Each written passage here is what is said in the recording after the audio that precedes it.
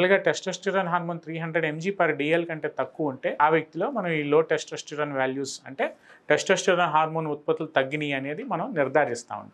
So total testosterone 300 mg/dl కంటే తక్కువ ఉన్నప్పుడు జనరల్‌గా ఆ వ్యక్తిలో ఈ టెస్టోస్టెరాన్ హార్మోన్ డెఫిషియన్సీ అనేది కనిపిస్తూ ఉంటుంది. సో ఈ 5 ఫిజికల్ సైన్స్ అండ్ సింప్టమ్స్ ఏముంటాయి 300 mg/dlలో ఉంటే ఆ వ్యక్తిలో ఏం కనిపిస్తాయి అనేది ఫస్ట్ అండ్ ఫార్మోస్ట్ థింగ్‌గా మనం ఐడెంటిఫై చేద్దామండి.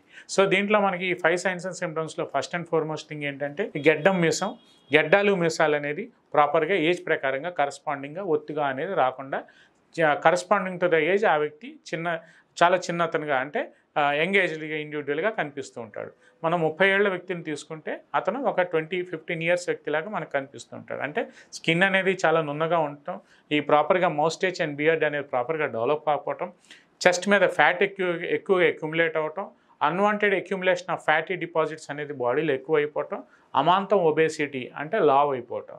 తర్వాత ఫస్ట్ అండ్ ఫార్మోస్ట్ థింగ్ ఏంటంటే లిబిడో, సెక్షువల్ డ్రైవ్ అనేది తగ్గిపోవటం. ఈ టెస్టోస్టెరాన్ హార్మోన్ తగ్గిపోయినప్పుడు జనరల్‌గా ఈ లిబిడో అనేది కూడా సెక్షువల్ కోరికలు అనేది కూడా తగ్గిపోతూ ఉంటాయి.